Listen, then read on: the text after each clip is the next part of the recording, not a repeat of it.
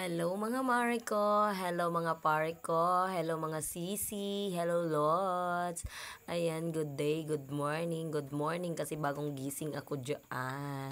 Kailang late na to ma-upload kasi nga brown out na naman dito sa Masbate. So ayan nga mga mare ko, ito po ang aking daily routine. Ngayong may pasok na po ang aking mga anak. So ayan, maagang gigising ang inyong mare, 4 o'clock in the morning gigising tayo para mag saing. So ayan, exercise muna bago gumalaw-galaw. So ayan, pagkatapos mag-exercise, ito exercise pa rin kasi hindi ako kontento sa mga panggatong kong malalaki. So binibiyak ko pa. Nako, pahirap pa talaga yan. Pinahirapan pa talaga ako kasi di ko siya mabiyak. Kumuha na nga lang ako ng ibang bibiyakin. So ayan na nga mga mare ko.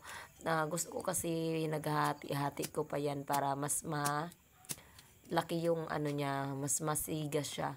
So ayan mga Mars ko, kumusta kayo? Katulad din nyo ba ako? Ha? Ako medyo hirap ngayon kasi 'di ba? Pasukan na, kailangan ng baon ng estudyante, bigas, ulam, kung paano mo yan saan mo yan kukunin sa araw-araw. 'Di ba?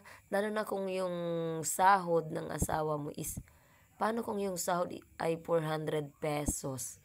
Paano mo siya mapapakasya? Yung 400 pesos, paano mo siya mapapakasya sa isang araw, aber? Halimbawa, yung sa isang araw, buti na lang kung kasya yung 2 kilong bigas. Sa amin kasi hindi kasya yung 2 kilong bigas. Halimbawa, bibili ka ng 2 kilong bigas, tig 54, 54, 108. Yung ulam, swerte na kung makabili ka ng ulam na tag 50. Oh, hindi naman pwede yung tag 50 na isang araw na ulam na yun, hindi pa yun, kulang pa yun. O, di ba, magkano na? 150 na.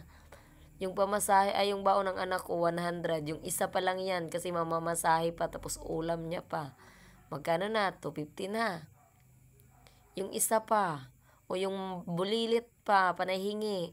O, di ba, paano papagkasyahin? Paano kung malaking pamilya? Paano nyo papagkasyahin yung sahod?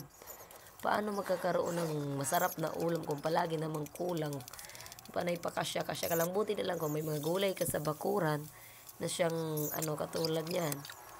Pero niya, hindi naman talagang gulay ko yan. Ibinili ko na lang yan. O, di ba, mag-ampalaya tayo ngayon dahil bitter ang person. Better. So, yan nga mga mare ko. Balik tayo sa niluluto ko. Baka masunog na o mahilaw. O, habang nakasalang yung ampalaya ay ako ng itlog. Lalagyan natin ng itlog. Dinalawang itlog ko na dyan para masarapan sila, pero feel ko hindi. Kaya yung isdang natira pa rin ay ulam ng mga yan. Ayaw nila ng ampalaya kumakain yan pero pinipili lang yung itlog. Kaya ang ginagawa ko, dinadamihan ko na lang yung itlog. So ayan na nga mga mare ko, luto na yung ampalaya. Isasalin na natin siya sa mangkok. Then pagkatapos ay lagay na ako ng kanin nila sa baunan. So papalamigin lang natin para pag nila malamig na.